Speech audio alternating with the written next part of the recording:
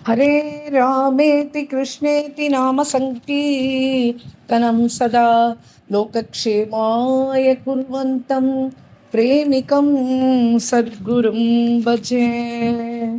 जय बोलो श्री प्रेमिकेंद्र सद्गुरुनाथ महाराज की जय। सर्व संतनों की जय।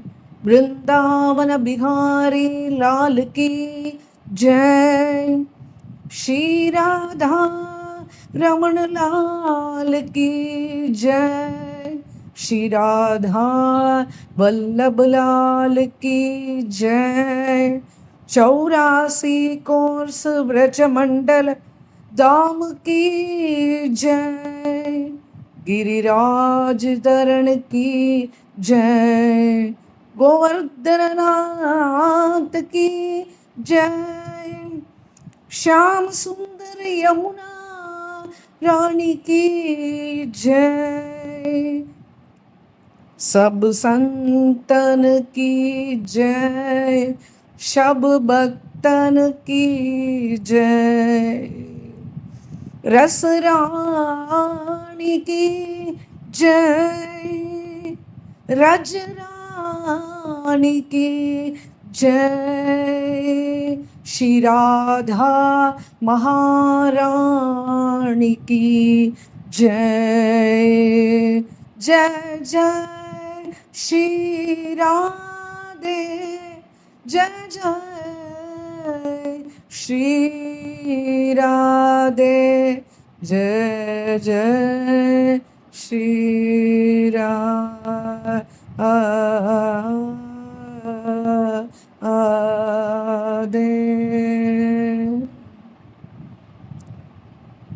जय बोलो श्री प्रेमिकेंद्र सद्गुरुनाथ महाराज की जय। ராதே கிருஷ்ணா சகீஸ். இன்றைய தினம் பர்வா தினம், ஏகாதசி. நாம் காஷி காண்டத்துக்கு பிறகு காஷி காண்ட பெருமைகளை கொஞ்சம் பார்த்தோம். யதாசக்தி யதாமதி. இப்போ அடுத்தது நம்ம பிருந்தாவன மானசீக பரிக்கிரமா.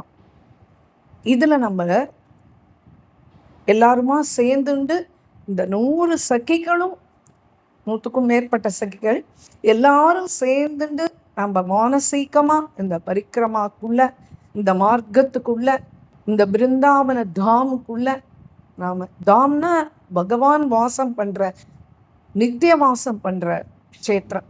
அப்ப அதுக்குள்ள இப்போ பிரவேசிக்கிறோம். இதுல பல நியமங்கள்லாம் இருக்கு. எடுத்த உடனே பரிக்கிரமாக்குள்ள போக முடியாது. சில விஷயங்கள் ஆச்சாரியர்கள் என்ன பகிர்ந்துண்டாலோ, ஆச்சாரியர்கள் என்ன சொல்லி இருக்காளோ, அவாவா கிரந்தத்துல அதை யதாசக்தி யதாமதி எவ்வளவு முடியுமோ அவ்வளவு நம்ம இப்போ ஸ்மரிச்சுப்போம். பிருந்தாவனத்துக்குள்ள முதல்ல போய் நான் தேடுறது என் குருநாதரை தான். ஏன்னா பிருந்தாவனமே குருநாதர் தான்.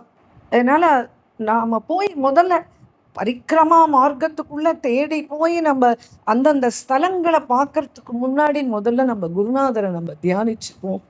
அவருடைய பலத்தினால மட்டும்தான் நம்ம எந்த தடங்களும் இல்லாம இதுக்குள்ள பிரவேசிச்சு, இதுக்குள்ள நம்ம சாட்சாத் ராதா கிருஷ்ணனை மானசீகமா அடைய முடியும். அந்த பிருந்தாவன தாம் போனா என்ன பலன் கிடைக்குமோ அது நம்ம இல்லத்துல இருந்துட்டே நம்ம இதை அனுபவிக்கணும் அப்படின்றது என்னுடைய குருநாதர்கிட்ட வைக்கிற பெரிய வேண்டுகோள். முதல்ல குருநாதருடைய ராதிகா சதகத்திலேருந்து அந்த தியான ஸ்லோகம் முதல்ல அதை ஸ்மரிச்சுண்டு அதுலேருந்து நம்ம ஆரம்பிச்சுப்போம். யா கிருஷ்ண சங்கம சுகம் சுலபம் சகிப்யக பிரீதா பிரயச்சதி சுதுர்லபம் ஈஸ்வராணாம் பிரேம பிரவாக பரிதாம் சித காமதேனும் தாம் ராதிகாம் மம குரும் சரணம் பிரபத்தியே. தாம் ராதிகாம் மம குரும் சரணம் பிரபத்தியே. ராதிகா ரமணலால் கி ஜெய். அண்ணா ஸ்ரீ பிருந்தாவனத்தை பற்றியே யுகல சதகம் அப்படின்னு சொல்லிட்டு போட்டிருக்கார். ரொம்ப அற்புதமான சதகம் யுகல சதகம். ஏன்னா கோபிகைகள் கீர்த்தனம் பண்ணியே தான் பகவானை அடைஞ்சா. அதுக்கு மேல பார்க்கணும்னா எல்லா மகான்களுமே அந்த கீர்த்தன ரூபமாவே பகவானை தியானிச்சு கதறி அழுது அப்படிதான் அவெல்லாம் பகவானை அடைஞ்சிருக்கா. நம்ம அண்ணா ஆயிரக்கணக்கான கீர்த்தனங்கள் போட்டிருக்க. அதெல்லாமே சதகம் சதகமா நம்மளுக்கு கிடைக்கிறது. இதுல ராதாகிருஷ்ண லீலா விலாசங்களை வர்ணிக்கிறது தான் இந்த ஸ்ரீ யுகல சதகம். இந்த யுகல சதகத்துல அண்ணா 2வது ஹிந்தோளத்துல போட்டிருக்க. ஸ்ரீ அண்ணாவை ஸ்மரிச்சுண்டு இந்த யுகல சதகத்துல அண்ணாவுடைய ஹிருதயம் பிருந்தாவனத்தை பத்தி எப்படி இருந்ததோ அதை ஸ்மரிச்சுண்டு அந்த பாவனையோடு நம்ம இந்த யாத்திரையை தொடங்குவோம். நாகம் ஜானே நாகம் ஜானே பிருந்தாரண்யா அன்யதகம் நாகம் ஜானே நாகம் ஜானே பிருந்தாரண்யா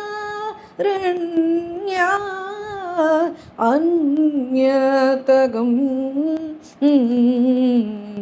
கமனே ரமனே பிருந்தாரண்யம் ஷவணே வச்சனே பிருந்தாரண்யம் யஜனே பஜனே பிருந்தாரண்யம் ஸ்மரணே மரணே பிருந்தாரண்யம் நாகம் ஜானே நாகம் ஜானே பிருந்தாரண்யா அன்யதகம் அர்ஷனே ஷயனே பிருந்தாரண்யம் தர்ஷனே ஸ்பர்ஷனே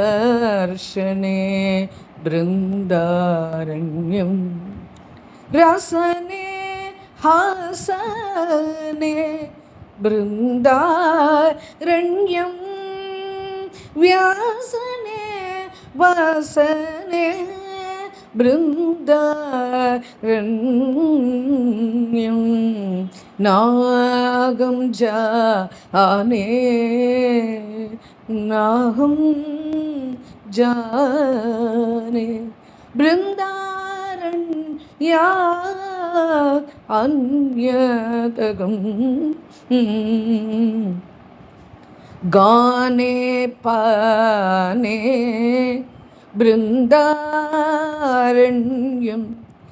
ஞானே மானே பிருந்தாரண்யம் தானே மௌனே பிருந்தாரண்யம் जाने प्रेमिक बृंदारण्यम जाने प्रेमिक बृंदारण्यम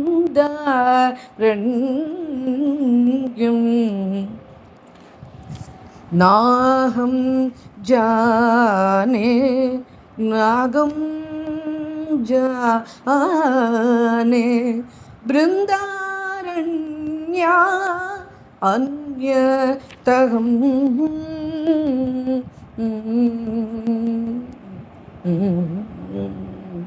जय बोलो श्री वृंदावन विहार लाल की जय। जय बोलो श्री वृंदावन धाम की जय। जय बोलो श्री राधा महारानी की जय। जय बोलो श्री प्रेमिकेंद्र सद्गुरुनाथ महाराज की जय.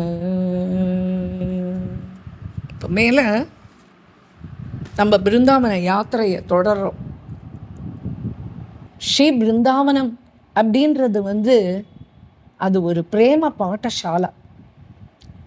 இங்கே சம்சார சமாச்சாரத்துக்கு எதுக்குமே இடமே கிடையாது. சம்சாரத்தில் தாபங்கள் கடல் அலைகள் மாதிரி வரும் போகும். நித்தியம் புது புது அலைகள் எழும், புதுசான தாபங்கள் வரும். ஆனால் பிருந்தாவனம் காமியார்த்தம் பண்ணுறதுக்கு ஏற்றது கிடையாது. அது பிரேம பாட்டசாலை. அதனால் பிருந்தாவன பரிக்கிரமா நம்ம பண்ணுறதுக்கு முன்னாடி முதல்ல சைத்தன்ய மகாபிரபுவை நம்ம இப்போ சிந்தனை பண்ணிக்கணும். ஒரு சுமார் 500 வருஷங்களுக்கு முன்னாடி மறுபடியும் இந்த பிருந்தாவனத்தை புனக ஸ்தாபனம் பண்ணணும் அப்படின்றதுக்காக வந்தவர் தான் ஸ்ரீ கிருஷ்ண சைத்தன்ய மகாபிரபு.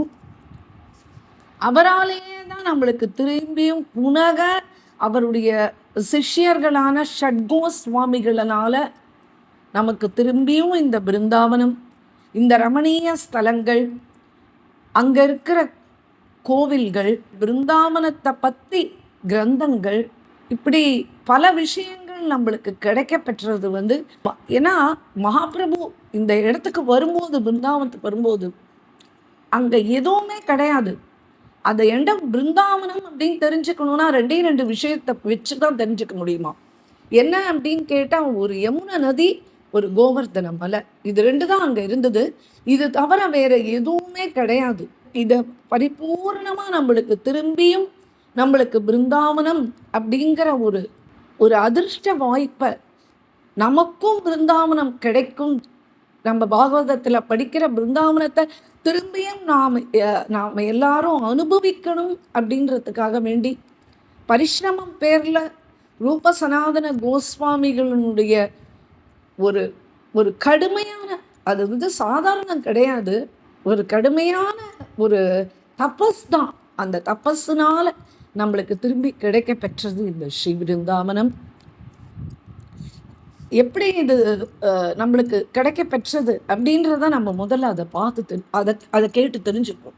அதுக்கப்புறமா என்னென்ன டூஸ் அண்ட் டோன்ட்ஸ் அப்படின்னு இருக்கு இல்லையா, அதெல்லாம் என்னன்றதை கொஞ்சம் பார்த்துப்போம். அதுக்கப்புறமா நம்ம பரிக்கிரமாக்குள்ளே பிரவேசிப்போம். பிருந்தாவனம் இன்னைக்கு நேற்றுக்கு இல்லை, இது ஆதி அனாதியானது. அப்போது இந்த திரேதாயுகத்துலேயும் இந்த பிருந்தாவனம் இருந்தது, சத்திய யுகத்துலேயும் இந்த பிருந்தாவனம் இருந்தது. சத்திய யுகத்தில் நாரதர் துருவன் அழுதுண்டே வர, அவனை போய் நீ பிருந்தாவனம் போய் தபஸ் பண்ணுப்பா, அங்கே போய் நீ பஜனை பண்ணியானா உனக்கு பகவான் பிரத்யக்ஷமாவார் அப்படின்னு சொல்லிட்டு ஸ்ரீ நாரதர் துருவனை மதுவனத்தில் போய் பஜனஸ்தலி அங்கே இருக்குது, இன்றைக்கும் இருக்குது, துருப்தீலா அப்படின்னு சொல்லிட்டு இருக்குது பிருந்தாவனத்தில் இன்றைக்கும்.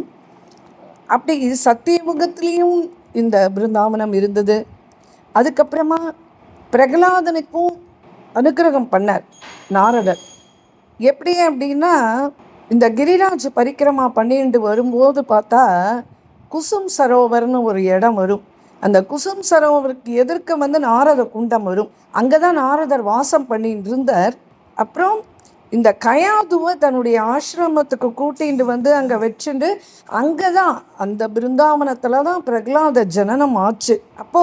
அப்போதும் விரஜம் இருந்தது. அதனால் விரஜம் அனாதி. இதெல்லாத்தையும் நாரதர் பண்ணார். எதுக்கு அப்படின்னா, விரஜ பூமி பஜனை செஞ்சால் சித்தி அளிக்கக்கூடிய பூமி. இது நாரதருடைய உபதேசம். பிருந்தாவனம் பஜனையை புஷ்டி செய்யும். சீக்கிரமாக நமக்கு பிரபுவனுடைய அனுக்கிரகத்தை அதிவிரைவில் வாங்கி கொடுக்கக்கூடிய பூமி பிருந்தாவனம். இது திரேதாயுகத்துலேயும் இருந்தது. அப்போ என்ன ஆச்சு திரேதாயுகத்தில் அப்படின்னா, லவணாசுரனுடைய அக்கிரமம் எல்லை மீறி போச்சு. அப்போது ராமர் என்ன பண்ணார், சத்ருக்னனை அமிச்சார். அப்போ இந்த சத்ருக்னன் ஜி இங்கே போரிட்டு லவணாசுரனை வதம் பண்ணார். அதுக்கப்புறமா சத்ருக்னனே பிரஜத்தினுடைய ராஜாவும் ஆனார். ஸ்வயம் ராமச்சந்திர மூர்த்தியே இங்கே பிருந்தாவனத்துக்கு எழுந்து அருளி சத்ருக்னனுக்கு ராஜ்ய பட்டாபிஷேகம் பண்ணி வச்சார். அதுக்கப்புறமா துவாபார யுகம், அது கிருஷ்ணச்சந்திர அவதாரமானது. அது நம்மளுக்கு எல்லாருக்கும் தெரியும். ஆனால் அந்த கிருஷ்ண லீலா பூர்ணம் ஆனாவிட்டு கிருஷ்ணனுடைய பரிக்கர்கள் மேற்கொண்டு எல்லாருமே கோலோக தாமத்துக்கு எழுந்து அருளிட்டா. அப்போ என்ன பண்ணுறது, திரும்பியும் பிருந்தாவனம் புனருத்தாரணம் பண்ணுறணும் அப்படின்றதுக்காக கிருஷ்ணனுடைய கொள்ளு பேரை, ஆனால் கிருஷ்ணனுடைய புத்திரன் பிரத்யும்னர், பிரத்யும்னனுடைய புத்திரன் அனிருத்தர், அனிருத்தனுடைய புத்திரன் வஜ்ரநாப்ஜி. அப்போது கிருஷ்ணலீலா பூர்ணம் ஆனாவிட்டு விரஜமே லுப்தமாயிடுத்து. அப்போது இந்த பகவானுடைய பிரபௌத்திரனான இந்த வஜ்ரநாப்ஜி என்ன பண்ணார், பரீட்சித்தினுடைய உதவியினால் புனக இந்த பிருந்தாவனத்தை ஸ்தாபித்தார். அப்போது இந்திரபிரஸ்தம், அஸ்தினாபுரம் அங்கேருந்தெல்லாம் ஜனங்களை அழிச்சுட்டு இங்கே குடி ஏற்றினார்.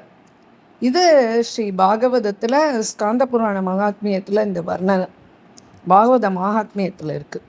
அதுக்கப்புறம் தான் இந்த கலியுகம் ஆரம்பமாச்சு. மெல்ல மெல்ல பிரஜத்தினுடைய ஸ்திதி உன்னதம் அடைஞ்சுது. அதுக்கப்புறமா இந்த யவனர்கள், இந்த கஜினி முகமது பாரதத்தில் சோம்நாத் மந்திர் தவிர மீது எல்லாத்து மேலேயும் படையெடுத்து துவம்சம் பண்ணி இந்த இந்து சமயத்துக்கே, இந்து சமய கோயில்களுக்கே ஒரு பெரிய ஆணியை ஏற்படுத்திட்டார். இந்த சரித்திர வல்லுனர் முன்ஷி ஷாப் அவர் எழுதியிருக்கார், மதுரா கிருஷ்ண ஜென்மபூமி நான் பார்த்ததில் அன்றைய பணம் ஒரு 10 கோடி ஸ்வர்ண முத்ரா செலவு செஞ்சு 200 வருஷம் கட்டினாலுமே இந்த கிருஷ்ண ஜென்மபூமி கோயிலை அது மாதிரி கட்ட முடியாது அப்படின்னு யார் எழுதியிருக்காரு? அவரே ஒரு யவனர் முன்ஷி, அவர் எழுதியிருக்கார். வெள்ளி தங்கம்லாம் எடுத்துன்னு போகிறதுக்கு முடியலையா, அந்த அளவுக்கு இங்கேருந்து கடத்திட்டு போயிருக்கா. முடியாததை யமுனையிலேயே அப்படியே தூக்கி எரிஞ்சிட்டும் போயிருக்காளாம். அதுக்கப்புறமா பல வருஷங்களுக்கு பிறகு இந்த இந்து ராஜாக்கள்லாம் சேர்ந்து திரும்பி புனருத்தாரணம் பண்ணா. ஆனால் அதுக்கப்புறம் அந்த சிக்கந்தர்லோடைய அவன் என்ன பண்ணா, அவன் பங்குக்கு அவன் முத்துகையிட்டு திரும்பியும் பூரா துவம்சமாக்கினான். அப்புறம் அவனுடைய ராஜ்யம் சமாப்தியான பிறகு இந்த பூரா விரஜமும் லுப்தம் ஆயிடுது.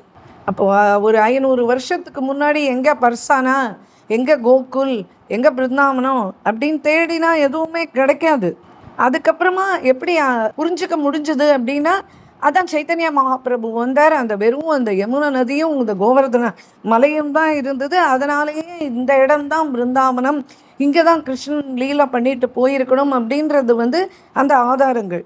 அந்த அளவுக்கு ஒரு தரமட்டமாக ஆக்கியிருந்த அந்த விரஜத்தை. அப்புறம் புனக இந்த சம்பூர்ண விரஜம் ஸ்வயம் பகவான் ராதாகிருஷ்ண மிலித்தனும் ஸ்ரீ கிருஷ்ண சைத்தன்ய மகாபிரபுவனுடைய கிருப்பையினால், அவருடைய கிருப்பா பாத்திரமாகிய அந்த ஷட்கோ சுவாமிகள் அவா மூலமாக இந்த ஸ்ரீ கிருஷ்ண சைத்தன்யர் ஸ்வயம் அவதாரம் ஆகி இந்த கிருஷ்ண பக்தியை உலகம் முழுவதும் பரப்பி தன்னுடைய சக்தியை இந்த ஷட்கோ சுவாமிகளுக்குள்ள சஞ்சாரம் பண்ண வச்சு ஸ்ரீ ரூப கோஸ்வாமி, ஸ்ரீ சனாதன் கோஸ்வாமி, ஸ்ரீ ரகுநாத பட்ஜி, கோபால் பட்ஜி, ஜீவகோ சுவாமி, ஸ்ரீ ரகுநாத் தாஸ் கோஸ்வாமி, இப்படி இவாளெல்லாம் அனுப்பி வச்சு இந்த மகாபிரபுவனுடைய ஆக்னையின் பேரில் திரும்பியும் இந்த விரஜம் இப்போ நம்ம பார்க்குற பிருந்தாவனம் உருவானது. அப்படி ரூப கோஸ்வாமி பேரில் பக்தமாலில் ஒரு சப்பையே இருக்குது.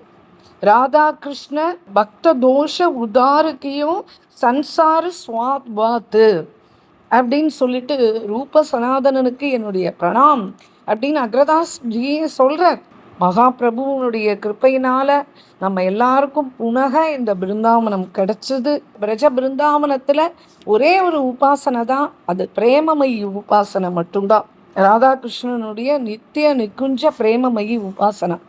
1600ஆவது வருஷம் முதல்ல வந்தது ஸ்ரீ மாதவேந்திரபுரி சுவாமிகள். நம்மளுடைய அந்த கிருஷ்ண பக்தா சரித்திரம் போட்டோமே, அதில் பிரதம மாலால் இந்த மாதவேந்திரபுரிகளுடைய சரித்திரமும் விரிவாக போட்டிருக்கோம். சைத்தன்ய மகாபிரபுவுக்கு இவர் பரமகுரு ஸ்தானம். இவர் தான் வந்து இங்கே கிரிராஜ் கோவர்தன்நாத் இதெல்லாத்தையும் பிராக்கட்டிய மாதவேந்திர புரி தான் பண்ணார். அதுக்கப்புறமா இந்த கிரிராஜ் பரிக்கிரமா மார்க்கம் நிச்சயம் பண்ணி இப்படி தான் இந்த பரிக்கிரமா பண்ணணும் அப்படின்ற அந்த பரிக்கிரமா மார்க்கத்தையும் ஏற்படுத்தினவர் அந்த மாதவேந்திரபுரி சுவாமிகள் தான். எங்கே கோவர்தனத்துக்கு அங்கே வந்து அவர் தங்கியிருந்த இடத்துக்கு பேர் வந்து எத்திபுரான்னு இருந்தது. அதில் கூட முகமதியர்களுக்கு வந்து அவ்வளவு ஒரு மனசில் அப்படி ஒரு தாபம், அவளுக்கு ஜத்திபுரான்னு பேரை மாற்றி வச்சுட்டா. அப்போது இந்த கோவிந்த் குண்டு இருக்கு இல்லையா, அதுக்கு பக்கத்தில் தான் இந்த மாதவேந்திரபுரி இதனுடைய பஜன் ஸ்தலி. இன்றைக்கும் நம்ம போனால் அங்கே போய் பார்த்துட்டு வரலாம். இதெல்லாம் தான் சந்துக்களுடைய பிருந்தாவன பிரஜ தர்ஷன். பிரஜம் வந்து ஆச்சாரியர்கள் பிருந்தாவனத்துக்காக, அந்த பிருந்தாவன பிராக்கட்டியத்துக்காக பாடுபட்டவர்கள். அந்த பஜன ஸ்தலிகளெல்லாம் நம்ம போய் கண்டிப்பாக சேவனம் பண்ணணும். அதெல்லாம் பார்க்காம வெறும் பிருந்தாவனத்தை மட்டும் நாங்கள் பார்த்துட்டு வந்தோம், ஏதோ ஒரு 4 கோயிலுக்கு போயிட்டு வந்தோம் இருக்கிற சமயத்தில் அப்படின்னா அது வீண்.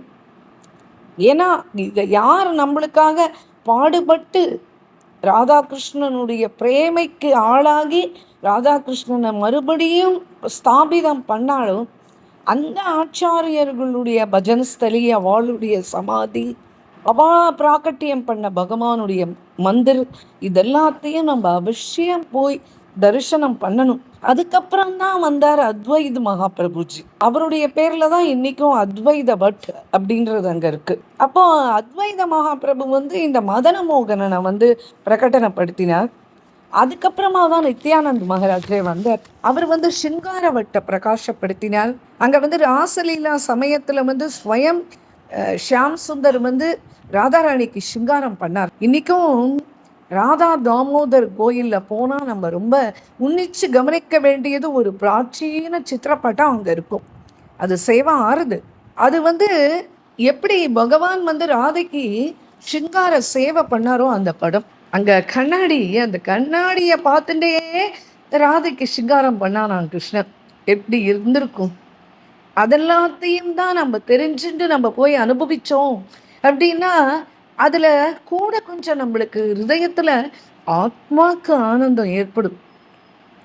அதுக்கப்புறமா சில நாள் கழித்து மகாபிரபு வந்து லோகநாத் கோஸ்வாமியை அனுப்பினார். அவருமே அசங்கிய லீலா ஸ்தலங்கள், எந்தெந்த லீலை எங்கெங்கே கிருஷ்ணன் பண்ணா அப்படின்றத அதெல்லாத்தையும் பிரகடனம் பண்ண. அதுக்கப்புறமா ஸ்வயம் மகாபிரபுவே வந்தார், சைத்தன்ய மகாபிரபுவே பிருந்தாவனம் வந்தார். அப்போ பிரபு வந்து இந்த ராதா குண்ட் அப்புறம் இந்த கிருஷ்ண குண்ட் இதெல்லாம் பிரபு பிரகடனம் பண்ணது. 3 மாத காலம் பிருந்தாவனத்தில் வாசம் பண்ணார். அப்புறமா மகாபிரபு என்ன பண்ணார், தன்னுடைய கிருபா சக்தியை அந்த ரூப் சனாதன கோஸ்வாமிக்கு பிரதானம் பண்ணார். பிரதானம் பண்ணி அவளை அனுப்பிச்சு வச்சார். ரூப் சனாதன் கோஸ்வாமி வந்து சாதாரண వ్యక్తిகள் கிடையாது. அவள் 2 பேருமே ராஜா வைபோகத்தில் இருந்தவா. தங்க கட்டிலில் படுத்துண்டு 1000 சேவகர்கள் அவளுக்கு பணி செய்ய, அப்படி ஒரு ராஜபோக வாழ்க்கை 2 பேரும் வாழ்ந்தா. அவருடைய சரித்திரம் வந்து நம்ம தனியாக தான் பார்க்கணும், ஏன்னா அது போட்டால் அது ரொம்ப பெரிய விஸ்தாரமாக போகும். ஆனால் அப்பேற்பட்ட அப்படி இருந்தவா வந்து அவளுக்கு அந்த குலத்தினுடைய ஜென்மமான குலம் இருக்கு இல்லையா, அதனுடைய ஆசீர்வாதம் அவளுக்கு மனசில் வந்து, அதாவது இவா வந்து சம்ஸ்கிருதம், அவள் அப்பா முதலே சம்ஸ்கிருதம் பார்சி எல்லாம் கற்று வச்சுருந்தா. இவருக்கு சம்ஸ்கிருத பண்டிதர்கள் தான் உண்மையிலேயே. ஆனால் பார்சி படித்தாதான் அப்போல்லாம் கவர்மெண்ட் வேலை கிடைக்குன்றதுனால அவள் அப்பா பார்சியும் படிக்க வச்சா. அதுக்கப்புறமா தான் அந்த ராஜா கிட்ட அவன்கிட்ட வேலைக்கு வந்தார் இவா. அவர்கிட்ட வேலைக்கு வந்தாவிட்டு இந்த பாதுஷா உசேன் ஷா அவர்கிட்ட இவர் ராஜ மந்திரியாக வேலை பார்த்தார். அப்படி அவர் வந்து அங்கே இருக்கும்போது மாலாதர வசு அப்படின்னு சொல்லிட்டு அங்கே ஒரு ராஜ மந்திரி இருந்தார். அவர் வந்து கிருஷ்ண விஜயம்னு ஒரு வங்காளத்தில் ஒரு காவியம் எழுதியிருந்தார். அது வந்து சைத்தன்ய மகாபிரபுக்கே ரொம்ப பிடிக்குமா.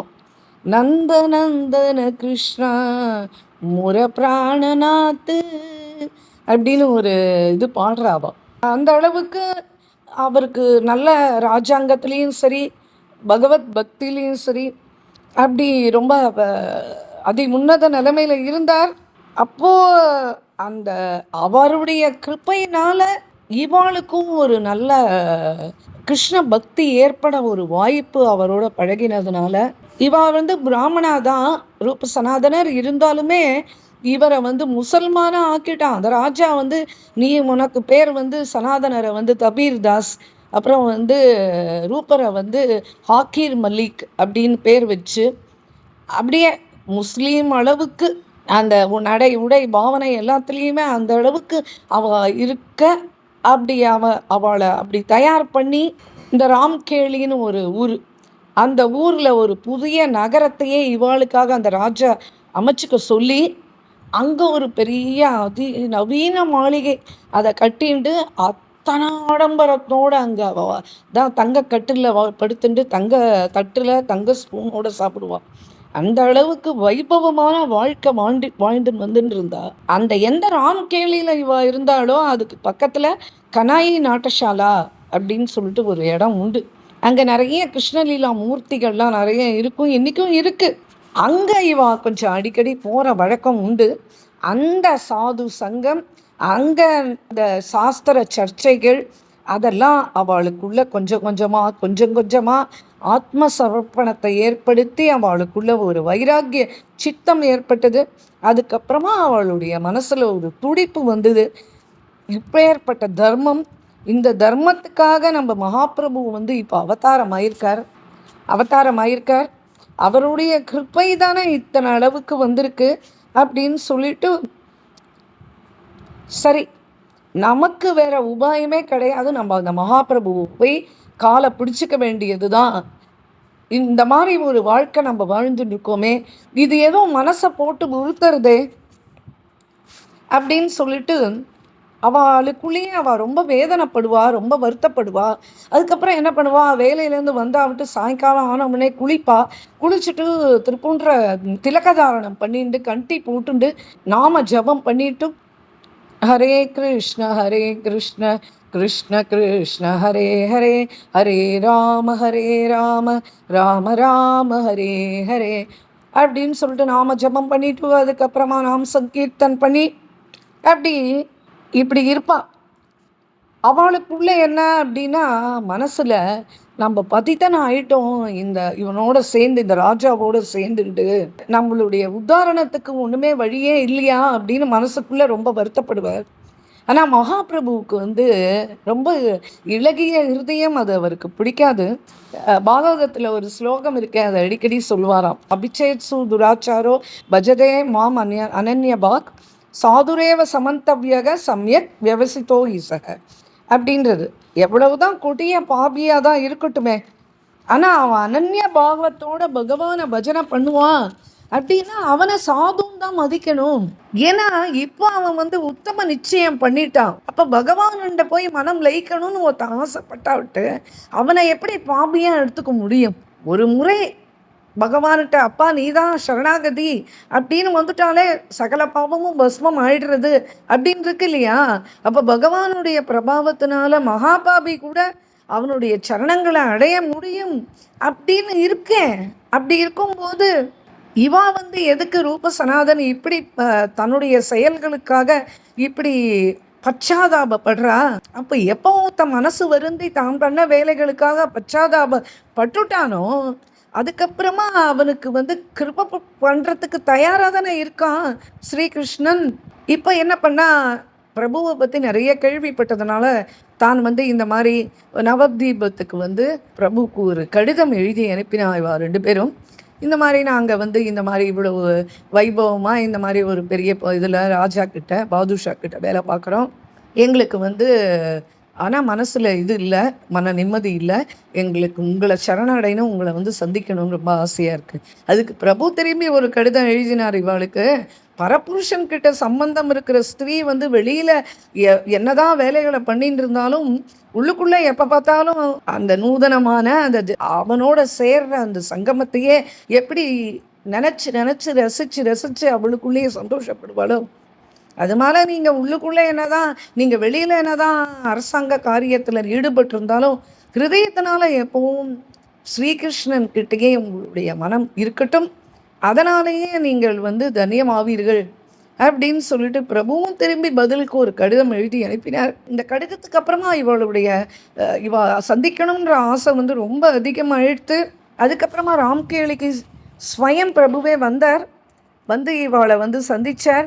இவ 2 பேரும் காலில் விழுந்து கதறி அழுதா, இந்த மாதிரியான வாழ்க்கையே எங்களுக்கு பிடிக்கவே இல்லை, நீங்கள் தான் உங்களுடைய பாதத்தை நாங்கள் சரணாகதின்னு அடைஞ்சிட்டோம், அதனால் நீங்கள் எப்படியாவது எங்களை வந்து இந்த சாகரத்துலேருந்து வெளியில் கொண்டு வாங்கோ அப்படின்னு சொல்லிட்டு, அப்புறம் உங்களுடைய அன்பு, உங்களுடைய பாத ஸ்பர்ஷம், இது எல்லாமே எங்களுக்கு வந்து எப்போவுமே வேணும் அப்படின்னு சொல்லிட்டு கதறி கதறி அழுதா.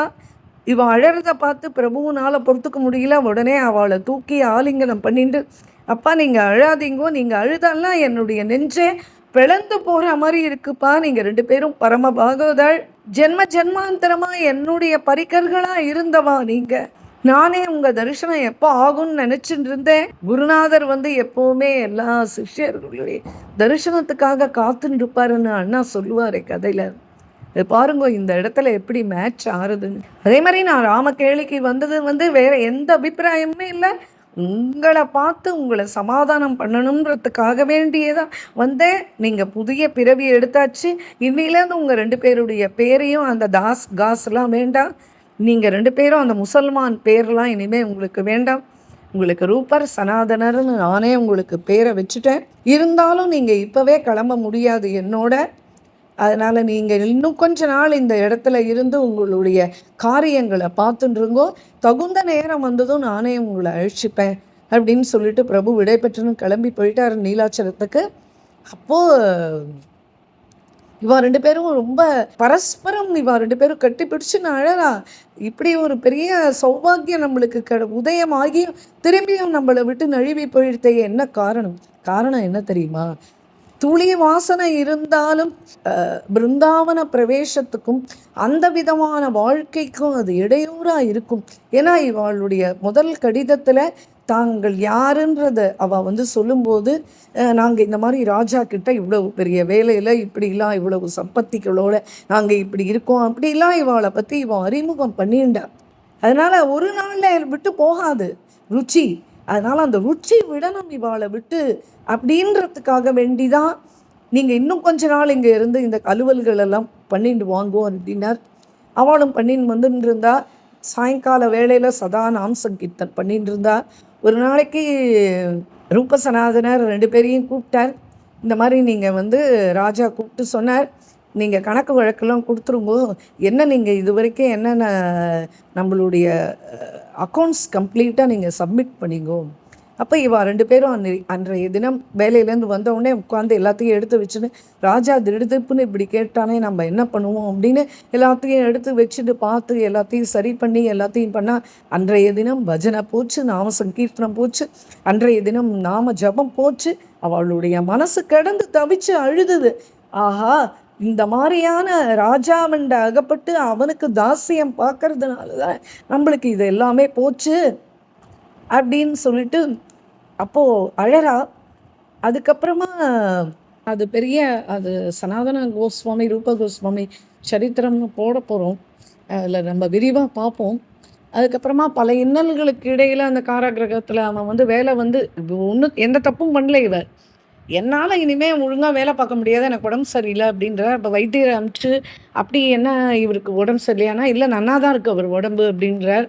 இல்லை எனக்கு மனசு சரியில்லை, என் மனசு பிருந்தாவனத்துக்கு போயாச்சு, இனிமேல் இங்கெல்லாம் வேலை பார்க்க முடியாதுன்னு உடனே ராஜா ரொம்ப கோவப்பட்டு அப்போ தான் அவன் காராகிரகத்தில் அடைக்கிறான். அதுக்கப்புறமா காராகிரகத்துலேருந்து அந்த வேலையா அங்கே காவலாளி இருக்கானே அவனுக்கு வந்து நிறைய உபகாரம் பண்ணியிருக்கார்.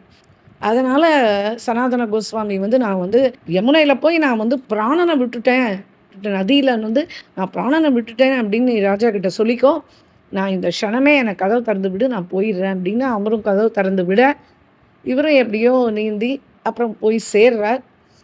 இதுக்கப்புறமா என்ன ஆறுது அப்படின்னா, ஒரு தடவை பிரயாகையில் வந்து கௌராங்க மகாபிரபு பிரயாகைக்கு வந்திருக்கார். அந்த சந்தர்ப்பத்தில் சனாதன மகாபிரபு வந்து 2 பேரும் ஒரு கூடாரத்தில் உட்காந்துட்டு பேசின்னு இருக்கா. என்ன அப்படின்னா, மகாபிரபு வந்து சிக்ஷை கொடுக்குறார் இவாளுக்கு. என்ன அப்படின்னா, சில சந்தேகங்கள் கேட்குறா அவா. இந்த சந்தேகங்கள் நம்மளுக்காக கேட்கப்பட்டது தான். இது ரொம்ப அற்புதமான சந்தேகங்கள். என்ன அப்படின்னா, முதல்ல கேள்வி வந்து ஜீவன் யாரு, ஜீவ் கோன் ஹை. அப்புறம் 2வது வந்து ஜீவனுடைய துக்கத்துக்கு காரணம் என்ன.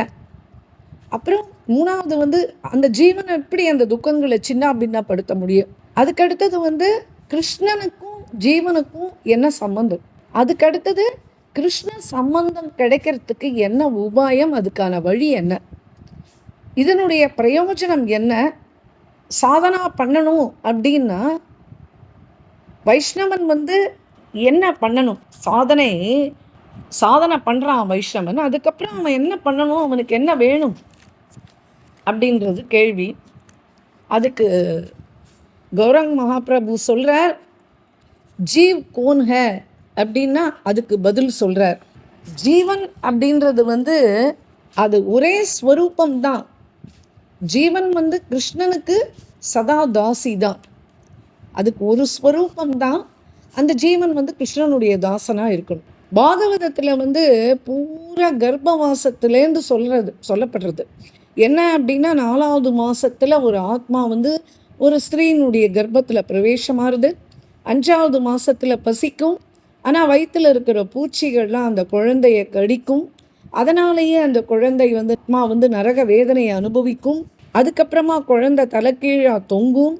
அப்புறம் வயிற்றில் இருக்கிற ஜடாராக்னி அந்த குழந்தைய கொளுத்தும், அந்த உடம்பை தகிக்க வைக்கும். அப்புறம் அம்மா காரம் சாப்பிட்டா அந்த குழந்தையினுடைய உடம்பு எரியும். 7வது மாதம் பகவான் என்ன பண்ணுவார் அப்படின்னா, ஒரு மந்திரியை அனுப்புவார். அதனாலேயே என்ன ஆகும் அப்படின்னா, போன ஜென்ம நினைவு வரும். போன ஜென்ம நினைவு வந்த உடனே அந்த ஜீவன் கடந்து துடிக்கும்.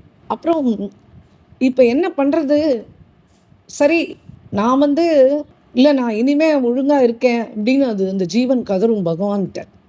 இல்லை என்னை எப்படியாவது நீங்கள் வெளியில் அனுப்பிடுமோ, என்னால் இங்கே உள்ளே இருக்க முடியல அப்படின்னு அந்த குழந்தை கதறி எழும். ஆனால் பகவான் என்ன தெரியுமா சொல்லுவான், முடியாது, இப்போ உன்னை அனுப்ப முடியாது. பல தடவை நான் உனக்கு இந்த மாதிரி மனுஷ ஜென்மம் கொடுத்துட்டேன். ஆனால் நீ வெளியில் வந்துட்டேன் அப்படின்னா அதுக்கப்புறமா என்ன மறந்து போயிடுவேன்.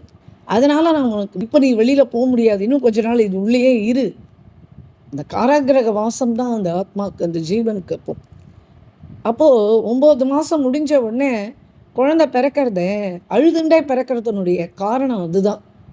எத்தனையோ தடவை பகவான் நம்மளுக்கு ஜென்மா கொடுத்தும் நான் பஜனை பண்ணாமல், நான் பகவானுடைய நாமத்தை உச்சாரணம் பண்ணாமல், பகவானுடைய கிருப்பைக்கு ஆளாகாமல் நான் இப்படியே திரிஞ்சுன்னு இருந்துட்டேன். மாயையில் அகப்பட்டு தனம் வீடு வாசல் அப்படியே நான் இருந்துட்டேன்.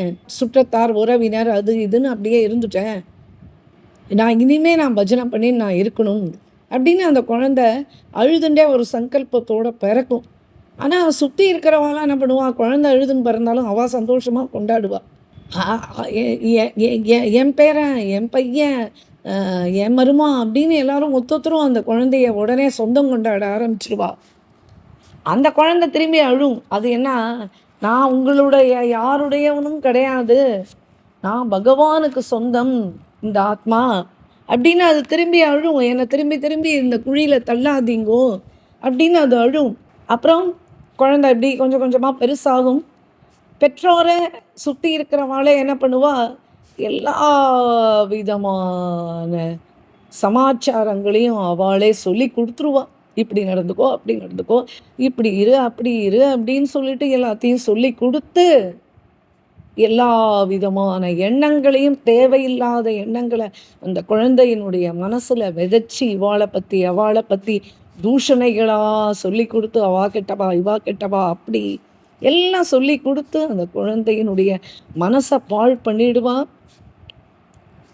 ஆனால் எந்த குழந்தைய ஒரு 20 வயசு வரைக்கும் எந்த விதமான அனாவசிய அறிவுரைகள் சொல்லாமல் வளர்த்தா அந்த குழந்தைகள்கிட்ட ஆத்ம ஞானம் கண்டிப்பாக அது அது தனியாக தெரியும். அந்த குழந்தைகளுக்கும் உடனே பகவத் கிருபையும் இந்த ஜென்மாலேயே கிடைச்சிரும்.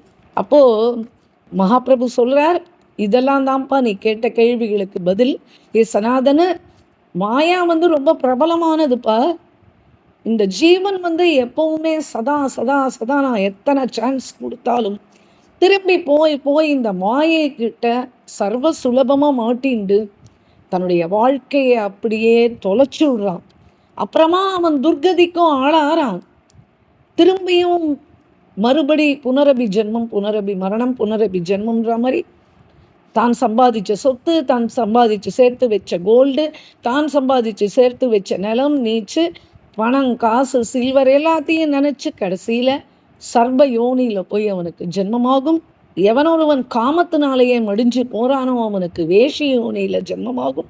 எவனொருவன் கடைசி காலத்தில் கடைசி ஸ்மிருதி, ஐயோ நம்ம குழந்தைகள் என்ன பண்ணுவா, அவளை இப்படி விட்டுட்டு போகிறோமே அப்படின்னு அந்த கடைசி க்ஷணத்தில் கூட ஆத்மா தன்னுடைய கல்யாணத்தை தேடிக்கல அப்படின்னா அந்த அந்த குழந்தைகளுடைய கவலைகளையே மாண்டு போகும்போது மறுபடியும் பன்றி ஜென்மம், தான் சேர்த்து வச்ச சொத்து, தான் சேர்த்து வச்ச ஜமீன், தான் சேர்த்து வச்ச பங்களா, இதெல்லாம் என்ன ஆகும், இப்படி எல்லாத்தையும் விட்டுட்டு போகிறோமே அப்படின்னு கவலைப்படும்போது அந்த அந்திம ஸ்மிருதியாக இருக்கும் பொழுது கடைசியில் அவன் பிரேத யோனியை போய் அடைகிறான்ப்பா.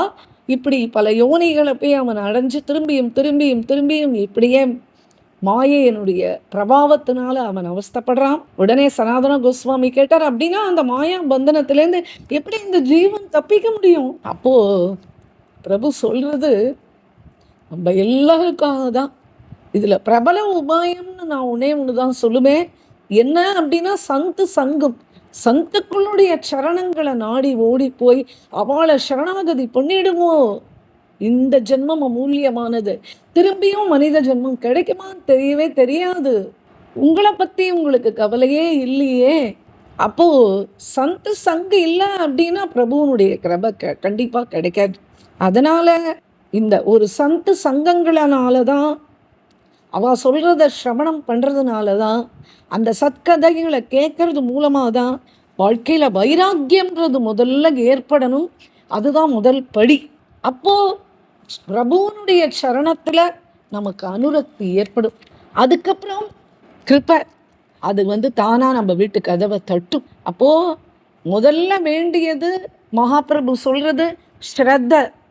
ஸ்ரத்த இல்லை அப்படின்னா சத்சங்கம் கண்டிப்பாக கிடைக்காது. இந்த உலகம் கலியுகம். இது எதனால் நிற்கிறது அப்படின்னா சந்துக்களுடைய பிரபாவத்தால் மட்டுமே நிற்கிறது.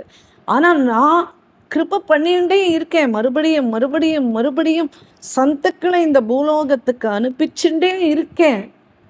ஆனால் சந்து சரணத்தை சேவிக்காத வரைக்கும், சந்துக்களுடைய வாய் மூலமாக அந்த கதைகளை சிரவணம் பண்ணாத வரைக்கும், சந்துக்களுடைய பஜனைகளை திரும்பி வாங்கி பாடாத வரைக்கும், நாம ஜபம் பண்ணாத வரைக்கும் இந்த ஜீவனுக்கு விமோச்சனமே கிடையாது.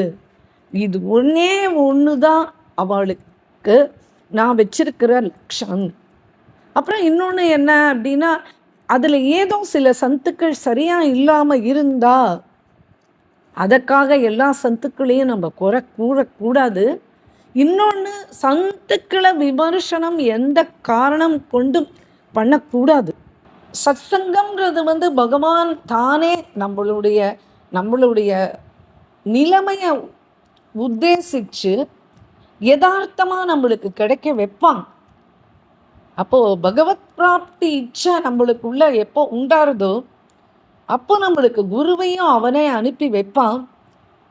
ஆனால் இந்த காலத்தில் மகாராஜ் சொல்கிறார், இந்த காலத்தில் எப்படி எதிர்பார்க்குறா அப்படின்னா, தலையில் கையை வச்ச உடனே கார் வேணும், பங்களா வேணும், லட்சாதிபதியாக ஆயிடணும், உடம்பெல்லாம் சரியாயிடணும், இந்த மாதிரி சம்சாரத்தில் இருக்கிற சகல தாபங்களும் நிவர்த்தி ஆயிடணும், இதெல்லாம் சரி பண்ணி வைக்கிறவர் தான் குரு அப்படின்னு. ஆனால் மகாராஜ் சொல்கிறார், குருவுக்கு இது இதில் மேல சொன்ன எந்த காரியத்தையும் நிறைவேற்றுற வேலை குருவு சேர்ந்தது கிடையாது. இப்பேற்பட்ட எண்ணங்கள் இருந்தாலே குருன்றவர் கிடைக்க மாட்டார் குருவனுடைய ஒரே ஒரு பிரதம காரியம் என்ன அப்படின்னா, பகவானையும் ஜீவனையும் சேர்த்து வைக்கிறவர் தான் குருநாதர். அப்ப கோவிந்தனுடைய மார்க்கத்துல சேர்க்க வேண்டியதுதான் குருநாதரனுடைய வேலை. என்ன அப்படின்னா, ஜீவனுக்கு பகவானோட சேர்த்து கல்யாணம் பண்ணி வைப்பார். அதுதான் குருவனுடைய வேலை. சரி, அடுத்தது சனாதன கோஸ்வாமி அடுத்த கேள்வி நம்மளுக்காக கேட்கிறார். அப்ப பிரேம பிராப்திக்கு சோபான படிக்கட்டு ஏறணும் அப்படின்னா என்ன செய்யணும்? ஏன்னா கிருஷ்ணனுடைய பద్ధதியே பூரா பிரேம பద్ధதி தானே அவளுது. அதனால அந்த பிரேம பிராப்திக்க என்ன பண்ணணும், என்ன செய்யணும் அப்படின்னு கேட்கிறார் சனாதன கோஸ்வாமி. இது எல்லாமே நம்மளுக்காக கேட்கப்பட்ட கேள்விகள். இதுக்கு எல்லாத்துக்குமே நம்மளுடைய மைண்ட்ல இதுக்கு எல்லாத்துக்கும் இந்த கேள்விகளை ஏற்றுண்டு இந்த விடைகளை நம்ம மனசுல பரிசீலனை பண்ணும்போது தான் நாம் மகாபிரபு சொன்ன அந்த லெவலுக்கு வரும். அப்போ பிரபு அதுக்கு பதில் சொல்றார், சில பாக்கியவான்களுக்கு தான் சந்து புருஷர்கள் கிட்ட ஸ்ரத்தை ஏற்படும். அப்போ என்ன ஆகும் அப்படின்னா, அந்த சந்து அந்த அந்த கிருஷ்ணனுடைய கிருப்பையினால இந்த நாம ரூபமான பீஜம் அந்த குரு மூலமா இவனுக்கு கிடைக்கும். அதுக்கப்புறமா அந்த சாதகன் என்ன பண்ணணும் அப்படின்னா, தன்னுடைய ஹிருதய பூமியில அந்த நாம ஜபத்தை நடணும். அப்புறம் நாமத்தை அந்த நாமத்தை ஹிருதயத்துல நட்டு வச்சுட்டா மட்டும் போதுமா? அதை காப்பாற்றவும் வேணும். அப்போ என்ன பண்ணணும் அப்படின்னா, ஸ்ரவணம் கீர்த்தனம், அதால தான் அந்த பக்தி பயிரை வளர்க்கணும். ஸ்ரவணம் அப்படின்னா என்ன? யாருண்ட எப்படி எந்த விதமா கேட்கணும் அப்படின்னா, பக்தியில விருத்தி அடையணும், அவ்வளவுதான். அப்பேற்பட்ட சத் சங்கத்தை நம்ம அடையணும். உண்மையான சத் சங்கம் நம்மளுக்கு பிராப்தி ஆகணும். ஏன்னு கேட்டால் சமயம்தான் இதில் ரொம்ப அமூல்யமானது. நாள் போயிட்டா திரும்பி அது வராது. வாழ்க்கையில் ஒரு நாள் குறைஞ்சிடும் வயசில், நம்மளுக்குன்னு இருக்கிற ஆயுசில். அதனால் ஸ்ரவணம்னா என்ன அப்படின்னு திரும்பி சனாதனன் நம்மளுக்காக திரும்பி கேட்குறாரு. அப்போ மகாபிரபு சொல்கிறார், என்னப்பா கிரந்தம் தான்ப்பா கேட்கணும், கிரந்தங்களை தான் கேட்கணும், மகான்கள் மூலமாக கேட்கணும், பௌராணிகர்கள் மூலமாக அதை கேட்கணும்.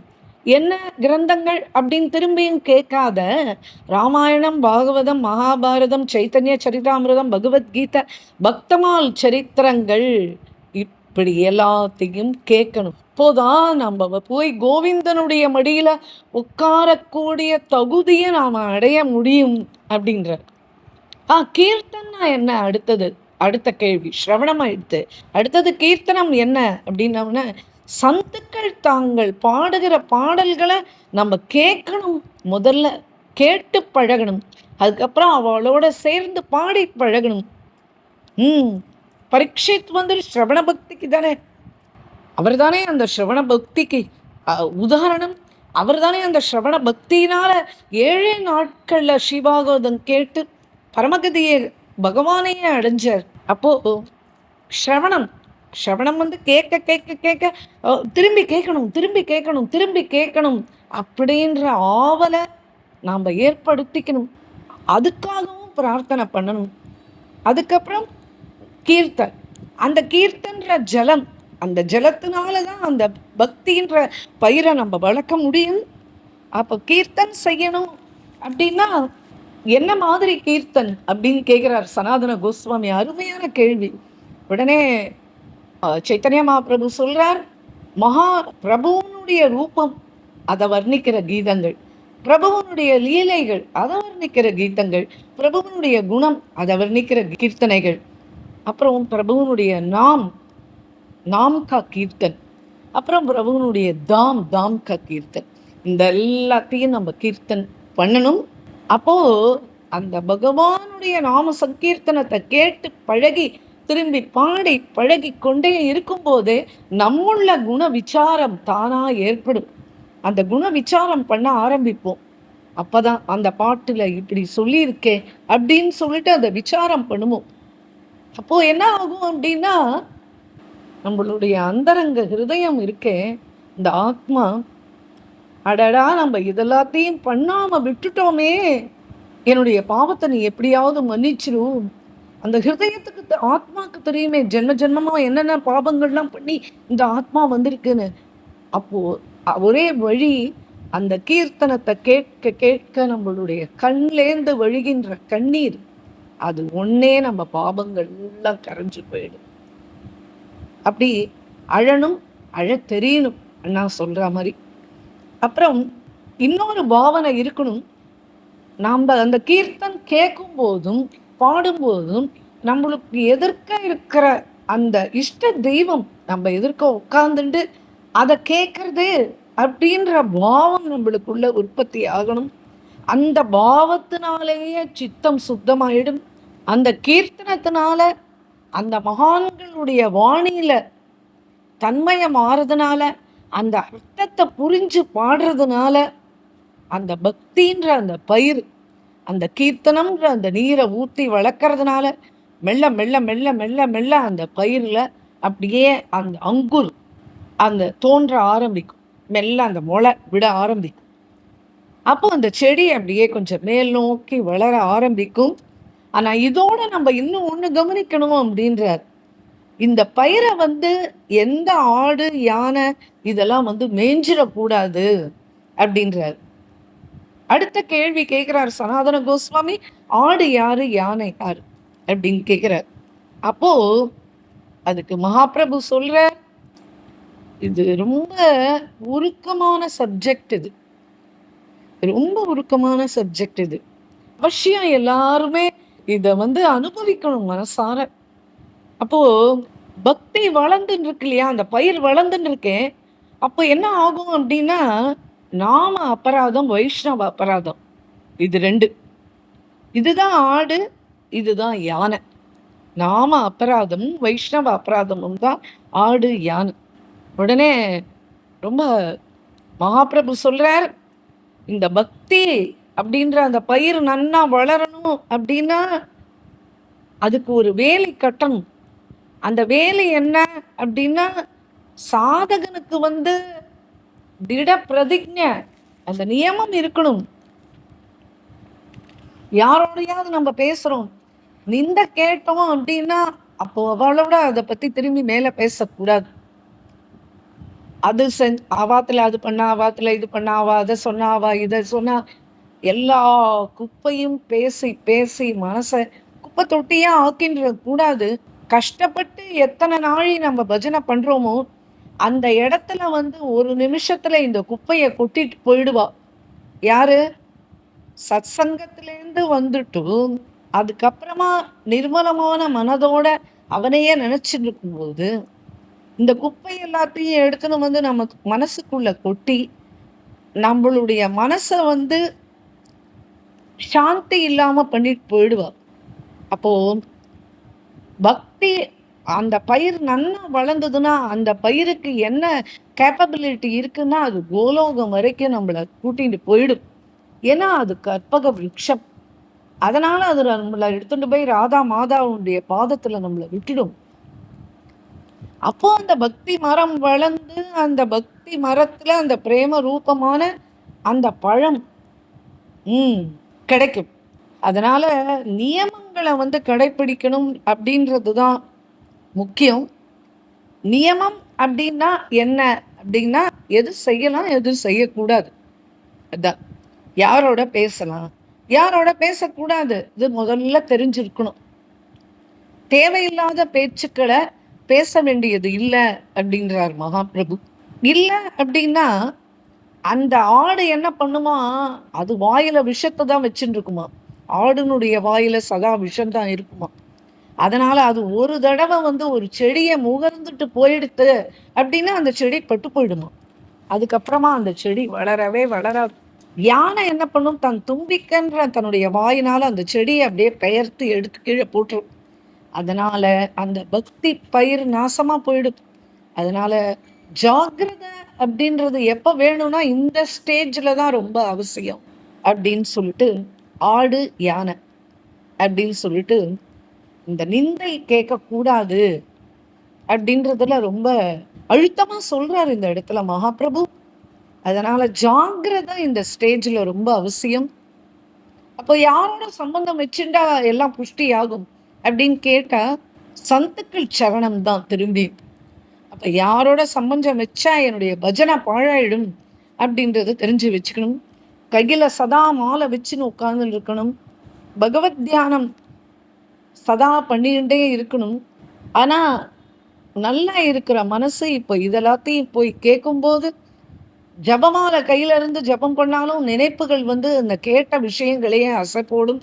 அதனால வம்ப விலைக்கு வாங்கக்கூடாது. இந்த அனாவசிய பேச்சுக்களை கேட்கக்கூடாது. அதுக்கப்புறமா அதை பாழாயிடுத்துனா அதை சுத்தம் செய்யறது ரொம்ப கடினம். அதனால பக்தி பயிரை வந்து சம்ரட்சணம் பண்ணி வளர்க்கணும். அந்த பிரேம பழம் அந்த மரத்துல வர வரைக்கும் ஜாக்கிரதையா இருக்கணும். அந்த பக்தி மரத்துல அந்த பிரேம பயிர், அந்த பிரேம பழம் உதயமாகி அதை எடுத்துட்டு போய் நம்மள அந்த கற்பக விருட்சம் கோலோகம் வரைக்கும் அந்த விருட்சம் வளர்ந்து போய் நம்மளோட ராதா சரணத்துல நம்மளை எடுத்துன்னு போய் சேர்க்கக்கூடிய வல்லமை முடியுது. அதனால அப்போ பிரேம பிராப்திக்கு என்ன பண்ணணும் அப்படின்னு கேட்குறார். ஸ்ரத்தா தான் திரும்பியும்.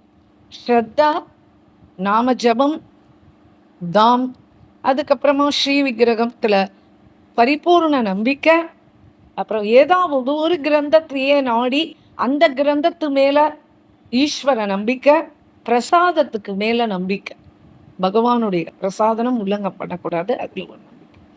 இப்படி சத்சங்கம் மூலமாகவும் பிரேம பிராப்தி படிக்கட்டுகள் மூலமாகவும் இந்த ஸ்ரவணத்தினாலையும் சத்சங்கத்தினாலையும் பக்தி என்ற பயிரை வந்து நம்ம வந்து வளர்த்து அதை ராதாராணியினுடைய சரணத்துல நம்ம எடுத்துட்டு போய் சேர்க்கணும் அப்படின்னு சொல்லிட்டு சைத்தன்ய மகாபிரபுனுடைய அத்தியந்த ரொம்ப பிரியமான டாபிக் இது.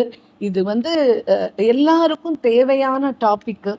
அதனால இப்படி பிரேமசனாதன் ரூபசனாதன் 2 பேருக்கும் பகவான் வந்து இப்படி ஒரு அனுகிரகம் பண்ணி, சாக்ஷாத் சைத்தன்ய மகாபிரபு இப்படி ஒரு அனுகிரகம் பண்ணி இந்த பிருந்தாவன தாம் உள்ள அவளுக்கு அதுக்கப்புறம் அனுகிரகம் பண்ணி பிருந்தாவனத்துக்கு கிளம்பி போய் அங்கிருந்து நான் இட்ட காரியங்களை பிருந்தாவன தாம் வந்து நீங்க வெளிப்பாடு பண்ணணும் அப்படின்னாவிட்டு அவ கிளம்பி பிருந்தாவனத்துக்கு வந்து ஒரு கையில வராக புராணம், ஒரு கையில எழுத்தாணிய வச்சுண்டு ஒரு இடத்தையும் அவ வந்து தேடி கண்டுபிடிச்சு, அது வந்து எந்த இடத்துல உங்களுக்கு அது கிடைக்கிறதுக்கு சிரமமா இருக்கும், உடனே உட்கார்ந்துட்டு நீங்க பகவானுடைய நாமத்தை வந்து உச்சாடனம் பண்ணி ராதைய ஸ்மரிங்கோ, அப்போ உடனே உங்களுக்கு அது வந்து பிராப்தமாகும் அப்படின்னு சாட்சாத் சைத்தன்ய மகாபிரபு சொல்ல,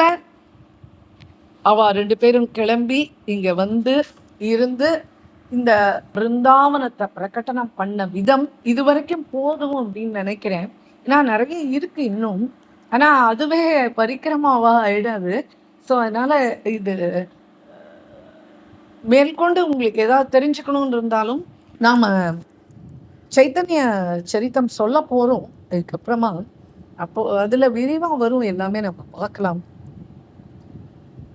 ஆக இப்படி சொல்லி அவர் முடிக்கிறார். இப்படி பிருந்தாவனம் ரூப சனாதன கோஸ்வாமிகளாலும் மற்ற கோஸ்வாமிகளாலும் பிரகடனப்படுத்தப்பட்டு அந்தந்த ஆலயங்கள் எங்கெங்கே இருக்கணுமோ அந்தந்த சப்த தேவாலயங்கள்ன்றது அங்கே ரொம்ப பிரசித்தம். அது எங்கெங்கே இருக்கணுமோ அது எல்லாத்தையும் வெளிக்கொணர்ந்து தீர்த்தங்கள் எல்லாத்தையும் ஸ்தாபனம் பண்ணி இப்படி எல்லாம் பண்ணி இப்போ நம்ம பிருந்தாவனத்துக்குள்ளே பிரவேசிக்க போகிறோம். பிருந்தாவன பரிக்கிரமா அப்படின்றது பஞ்சக்ரோச யாத்ரா அப்படின்னு சொல்லிட்டு சொல்வா. இந்த பிருந்தாவன பரிக்கிரமா பண்ணுறதுக்கு முன்னாடி ஏதோ ஒரு ஊருக்கு நம்ம டூருக்கு போகிறோம், நம்ம ஏதோ க்ஷேத்திரத்துக்கு போகிறோம், ஏதோ பெட்டி எடுத்துன்னு போய் வச்சோம், அடுத்து நம்மளுடைய குளிச்சுட்டு வந்து நம்ம எல்லா கோயிலுக்கும் போயிட்டு வந்தோம், அப்படி கிடையாது. பிருந்தாவன யாத்திரைன்றது அது கிடையாது அப்படின்னு சொல்கிறார் மகராஜ். மகராஜ் சொல்கிறார் என்ன அப்படின்னா, பிருந்தாவனத்துக்குள்ள நுழைகிறதுக்கு முன்னாடி நாம் கீழே முதல்ல செருப்பு பாதணிகள் வந்து நம்ம அணியக்கூடாது, காலணிகள் அணியக்கூடாது. அது எல்லாத்தையும் எடுத்து பேக் பண்ணி ஒரு கவரில் போட்டு நம்ம எடுத்து உள்ளே வச்சுட்டோம். வெறும் காலோடு தான் நடக்கணும். ஏன்னா சகல விதமான சந்துக்களும் நடமாடின இடம். சாக்ஷாத் ராதா மாதவ் 2 பேரும் இன்றைய தினம் வரைக்கும் ராசம் நிகழ்த்துற இடம். அவள் நடந்து போயிட்டே இருக்கிற இடம், இன்றைக்கும் அந்த லீலைகள் தொடர்ற இடம். அதனால அவளுடைய திருவடி தூளி, அது வந்து அந்த ஸ்பர்ஷம் வந்து சர்வ பாபங்களையும் போக்கக்கூடியது. அதனால இறங்கி அந்த பெட்டியை வச்ச உடனே, அந்த பிருந்தாவனத்துக்குள்ள நுழைஞ்ச உடனே அந்த மண்ணை எடுத்து நம்மளுடைய முன்னெற்றியில நம்ம வந்து பூசிக்கணும். எப்படி நம்ம விபூதி திலகதாரணம் எப்படி பண்ணிக்கிறோம், விபூதி தாரணம் எப்படி பண்ணிக்கிறோம், அந்த மாதிரி அந்த ரஜ்ஜை எடுத்து நம்மளுடைய முன்னெற்றியில பூசிக்கொள்ள வேண்டும். அதனாலேயே என்ன ஆகும் அப்படின்னா, எந்தெந்த கர்ம வினைகள் லிபி எல்லாம் இங்கே தானே எழுதி வச்சிருக்கான் பிரம்மனுடைய லிபி. நம்மளுடைய பூர்வ ஜென்ம கர்மாக்கள் எல்லாமே இந்த முன்னெற்றியில தானே இருக்கு, இந்த லலாட்டத்துல. அதனால அந்த அந்த கர்ம வினைகள் எல்லாமே அந்த ரஜ்னாலேயே நாசமாகிடும். மேலும் நம்மளுடைய யாத்திரையில எந்த விக்னங்களும் வராம இருக்கணும் அப்படின்னு பிரார்த்தனை பண்ணி, அந்த ரூப சனாதன கோஸ்வாமியினால தான் இந்த பிருந்தாவனம் மறுபடியும் கண்டெடுக்கப்பட்டது. அதனால அவளுக்கும் பிரதம நமஸ்காரம், அவளுக்கும் குருநாதருக்கும் அந்த இடத்துல சைத்தன்ய மகாபிரபுவுக்கும் பண்ணிட்டு அதுக்கப்புறமா மேலே நம்ம போகணும். அதுக்கப்புறமா முதல்லயே நாம் வந்து க்ஷேத்திர அபராதங்கள், தாம அபராதம் அப்படின்னு 10 விஷயம் இருக்கு.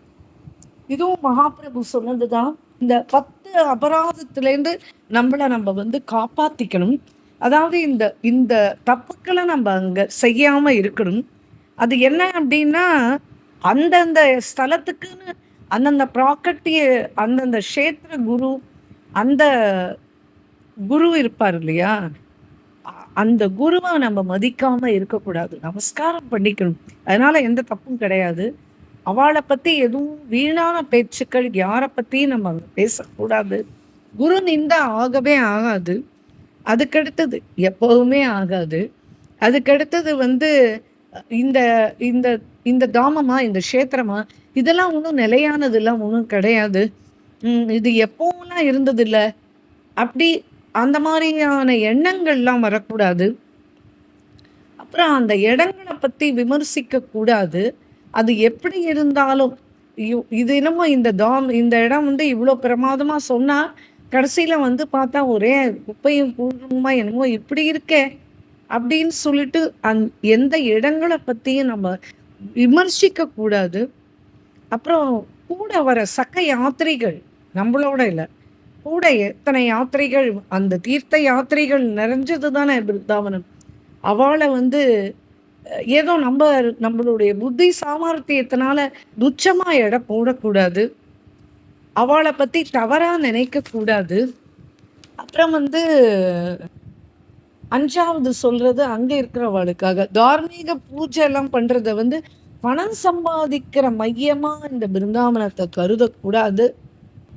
அதுக்கப்புறமா வந்து இதெல்லாம் கற்பனை, இவா சொல்கிறதெல்லாம் அதெல்லாம் எப்படி நம்ப முடியும் அப்படின்னு சொல்லிட்டு மற்ற தாமங்களோட இந்த க்ஷேத்திரத்தை ஒப்பிட்டு பேசுறது அதெல்லாமும் தப்பு அப்படின்னு சொல்கிறார்.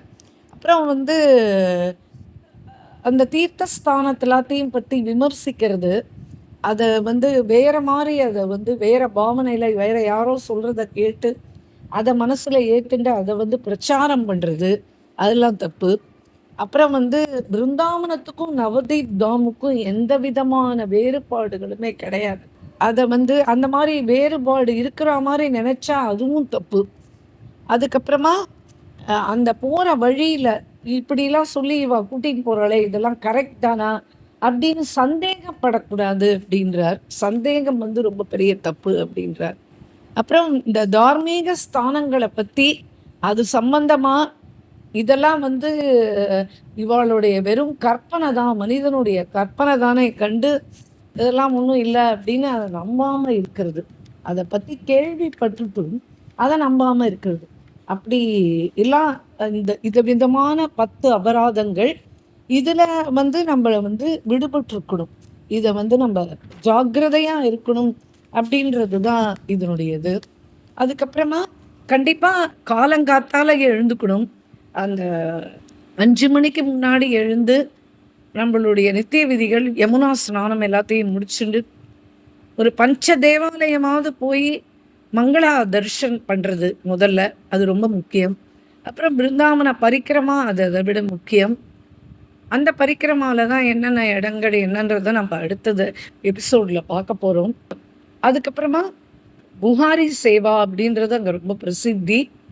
அந்த புகாரி சேவா எதுக்காக பண்ணணும், என்ன பண்ணணும், அப்புறம் அந்த பிருந்தாவன ரஜினுடைய மகிமை, தீர்த்த யமுனாவுடைய மகிமை, இப்படி இது எல்லாம். அப்புறம் அங்க நம்ம எப்படி ஆகாரம் எடுத்துக்கணும், என்னென்ன விதமா நம்மளுடைய யாத்திரையை வச்சுக்கணும், இது எல்லாத்தையும் நம்ம அடுத்த எபிசோட்ல பார்ப்போம். ராதேஷ்னா சகீஸ். जय बोलो श्री प्रेमिकेंद्र सद्गुरुनाथ महाराज की जय, सर्व संतनों की जय। राधे कृष्णा।